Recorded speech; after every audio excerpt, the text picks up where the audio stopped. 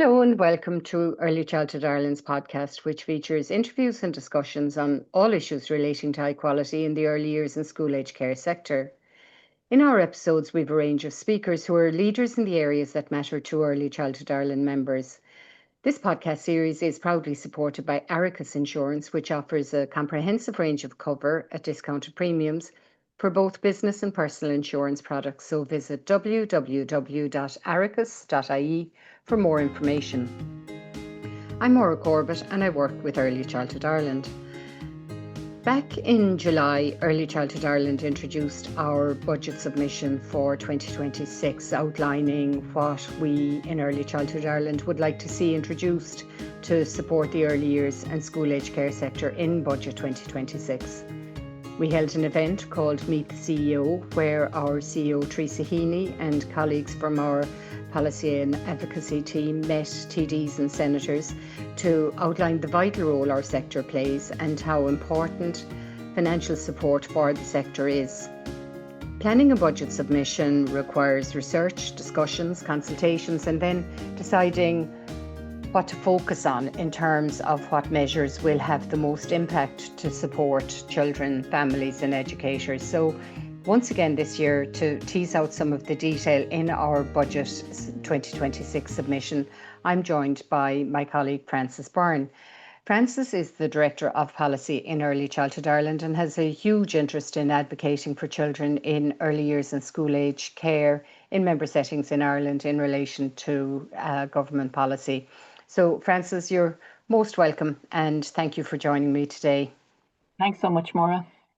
So can we start with a little background to the development of the submission? This year we based our submission on Name the Date with one ask. That one ask is pay parity for early years and school age care graduates. We see this as a first step towards a publicly funded model to elevate the status of early years and school age care to primary education. So what's the rationale for this one ask, Frances, for looking for, a date to be named to bring graduates within public sector paying conditions? So I suppose, Maura, the rationale or the case is philosophical and pragmatic, if you will. So last year, you'll recall, I hope listeners remember as well, that we had 4 asks, and we still have them in terms of improving the overall system. Some progress in relation to family leave, no real progress in relation to investment, and some promises around capacity building, not necessarily planning in the programme for government. So I think it's important to say that since last year's budget period, there's been a new or a renewed government, if you like, because the 2 big parties are still in power. A new minister whom we've met, very pleased to meet Minister Foley, and interestingly we discussed this idea with her, and being a former Minister for Education, let me say we got a very good grilling about the content of early years degrees, and I wouldn't like to overstate this, not left the meeting not, feeling we were jumping for joy, but the minister was certainly in listening mode, asked important questions. So that was one piece of the puzzle in terms of the 4 asks, progress on them and so on. The other piece of the puzzle, as we know, is that politicians, the ones who are writing the budget, the ones who are involved in opposition are very busy people, with lots of things coming into them. So pragmatically, we decided we're going to ask for one thing. We're going to focus on what of the 4 asks would we prioritise if we were the Minister for Children or the Minister for Finance or sitting at the cabinet table. And we strongly felt that it would be this ask, that early years and school age care graduates, there are very few of the latter yet, but there will be more, would be brought within pay parity with their primary school counterparts, which means that their wages, pension, maternity leave from day one. And the philosophical, pedagogical Quality reasons for asking for that are that we have 30,000 educators, 37% of whom are qualified to level 7 or above, who are not feeling valued by and large, despite great efforts by their employers, be they community or private, to really try and support them and encourage them. You'll often see commentary, even on social media, quite frankly, from people who should know better, almost describing early years graduate or early years staff, early years educators, school age care practitioners, pretty much as glorified babysitters. We're starting to see less and less of that. We certainly feel in Early Childhood Ireland that there's a growing understanding among policymakers that this is really important work. And notwithstanding the employment regulation order and other progress that has been made on the workforce front overall, we still have this deep inequality where, and I will have to pick Dublin City University as a proud graduate of that college, although not an early years graduate. If you're walking out the door of what used to be St. Patrick's, if you're old enough like me, you'll remember, and you're walking out with an early years degree, and I'm walking out with the teaching degree. I turn left, you turn right. Immediately, you're walking in the door, quite rightly, on 42,000 a year, pretty guaranteed, guaranteed job security, guaranteed pension. Quite rightly, all of that should happen. I could be on 21,000. I may be on higher. I certainly don't have access to a pension. I won't be getting a top up to maternity leave because very, very, very few providers settings can afford to do that. Even though we could have equivalent degrees and so on. So we felt, name a date, end that lack of parity.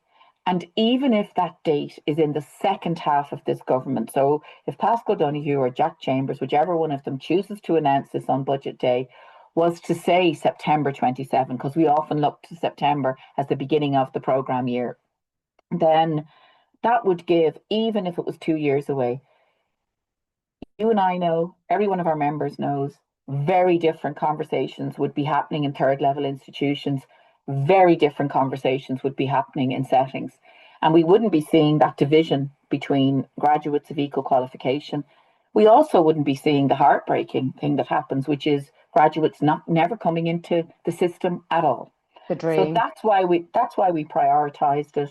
And we're very, very clear. The government, has already started contributing towards wages.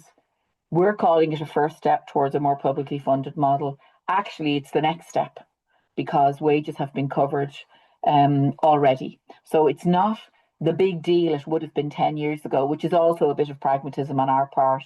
You're already doing it.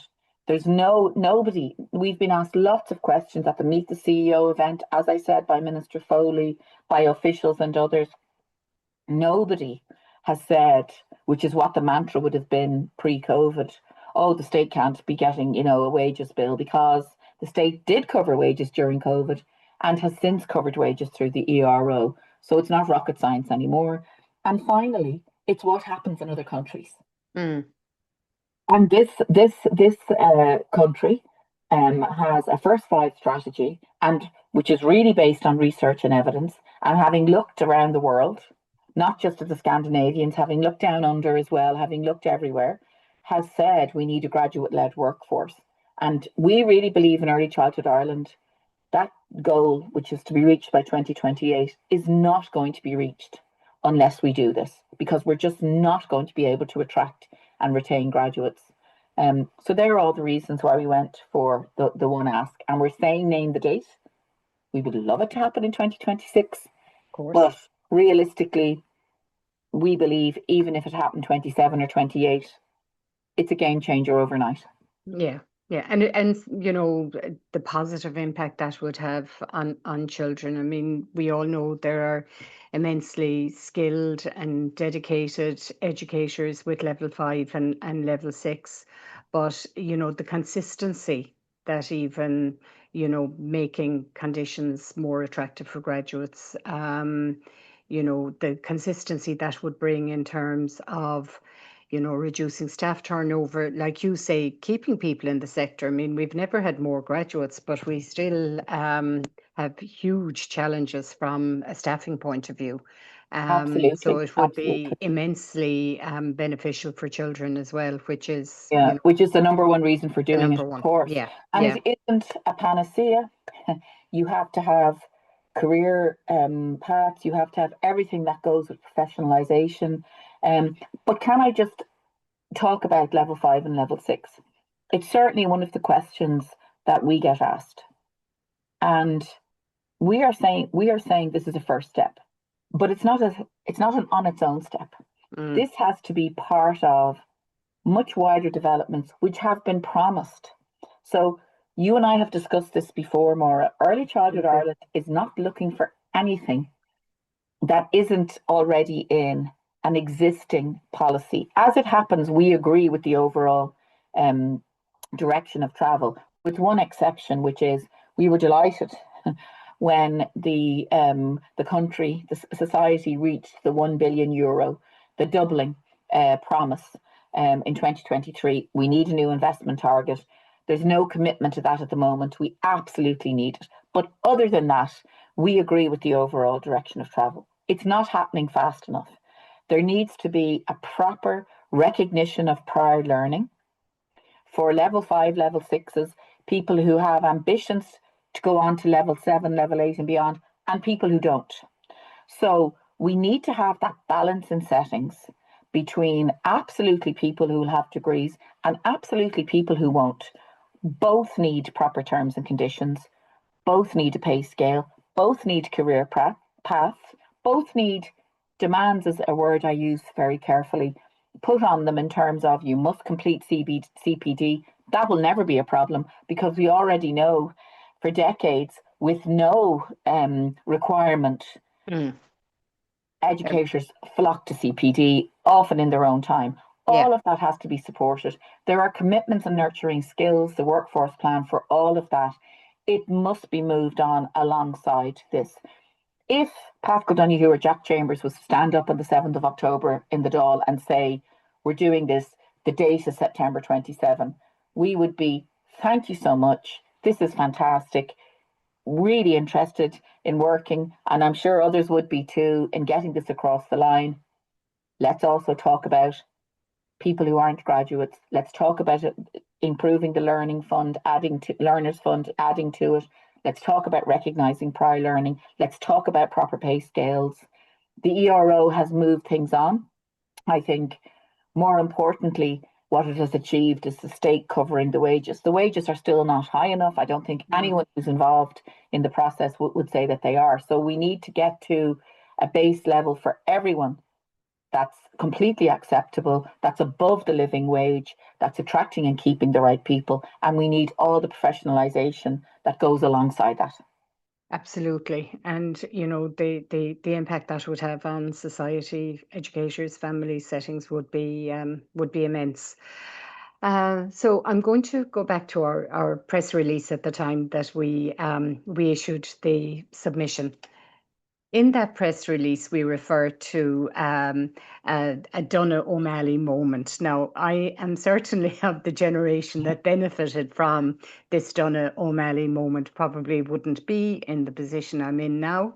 But I know that some younger listeners mightn't know what the moment was and the impact that it had on Irish education, on society, and the economy. So, can you tell us a little bit about the backdrop of that for people who might be kind of saying, what's the Donogh O'Malley moment? Because Donogh O'Malley died in the late 1960s. He did indeed, and he certainly was a hero in my family. And I think there are people like exactly as you've described, Maura, who are old enough to remember, or are not old enough to remember, but certainly remember parents and grandparents reminding them and talking about it. And that certainly would have been the case in our family, where it would have been, you know, children either left school really, really early, 12, 13, certainly not past 14, 15, or if there was income in a family, you did continue on. So secondary school wasn't free, and we now take for granted that it is. And very quickly people took it for granted, except those of us who, it was drilled into our heads that this was such a game changer. And I suppose we cite it because certainly there are people in the Oireachtas who mention it frequently, in debates about the difference that it made in people's lives, particularly those who were living in poverty, whether in urban or rural contexts, that it just became the norm. It hadn't been the norm. I think it's very hard for younger people to get their head around that you finished school as a teenager, and you went off, you went into farming, or you went into in Dublin, because I'm a proud Dubliner, as you know. I can rattle off the businesses, the factories, the breweries, the one and only brewery that you would have gone into, and so on. Um, if you had a family business, that's where you went, and so on. And Donna And O'Malley, in rural Ireland, there often wasn't a secondary school because there there wasn't wasn't the a demand. income in Yeah, the area. In Mitchelstown, yeah, where I come from, I think there was a kind of a like a senior primary school that went up to 14, and that's right. that was it. So, Yeah, and in many parts of Dublin as well. mm, Even though I know a lot of people came from outside Dublin to attend boarding schools here, or indeed around the country, actually there were. I mean, I remember my nana talking about the secondary school in her area opening. Like, she remembered it because there hadn't been one. And so absolutely, there weren't secondary schools. You're absolutely right. So this was a man who, obviously was visionary. He was also very clever. He'd been the Minister for Health, and even back then, the Department of Health was apparently troublesome. So he'd learned a lot about the way things work, and he was quite ingenious the way he manoeuvred this through. He sort of told the public before he told his colleagues, and sort of bounced the government, the Minister for Finance, into it. So it was I mean, it was an extraordinarily, I don't mean that in a cynical way. It was a very strategic move on his part, but it was an absolute life changer. It was a milestone. And for us, this would be naming the date and introducing pay parity between graduates who have nobody, I'm not saying identical, but matching qualifications, educated and trained to the same level. The only difference between them are the ages of the children who are coming into their settings. The families they work with, and so on, are identical. It's the children who are younger, and we know it's a critical stage.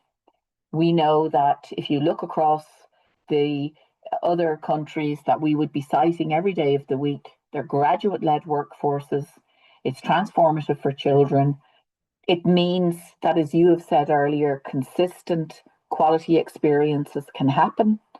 It will absolutely fight the staff turnover, which, now that we have a brilliant dashboard on the Pubble website, we know there are areas of the country where there's 52% staff turnover. That's totally unacceptable. We totally. wouldn't accept it if it was happening across the board in primary schools. I know I've been on the media saying this, and there will be people going, well, hang on now, we've had experience where there was a lot of teacher movement, but that's unusual, and it's not tolerated, and it's dealt with.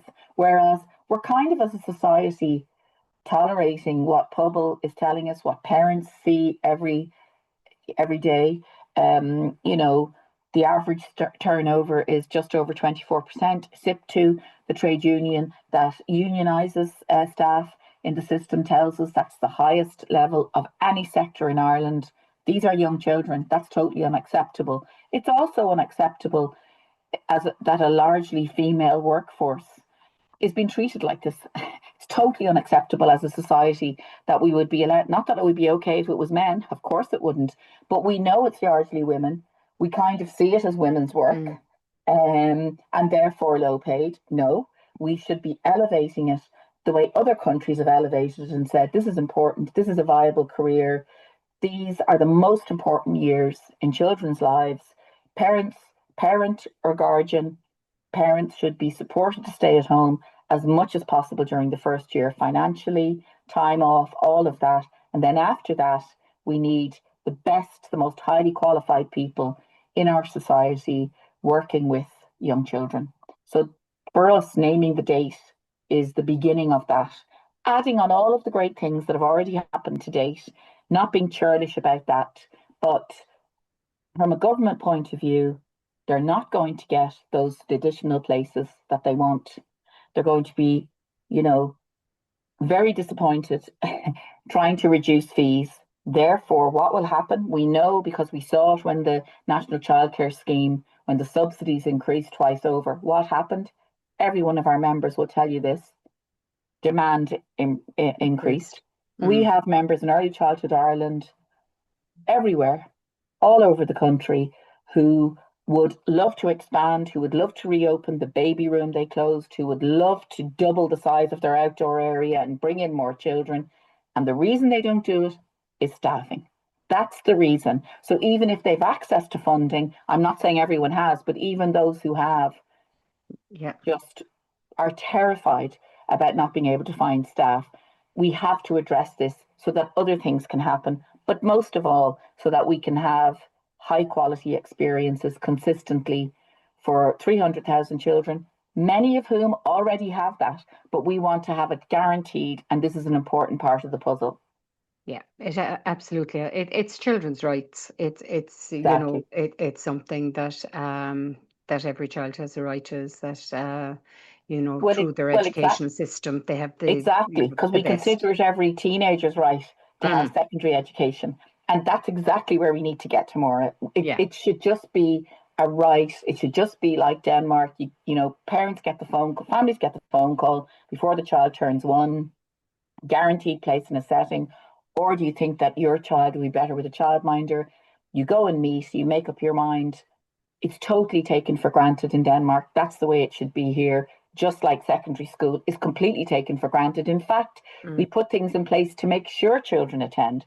And we've worked very hard, although I know there will be parents and others listening who will be shouting when I say this.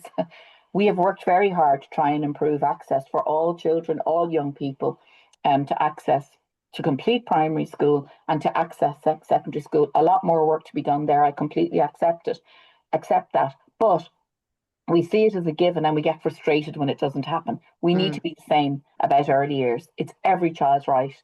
At least it should be. And that needs to be realised. And one of the ways you do it is by elevating every staff member. But the graduate piece is essential.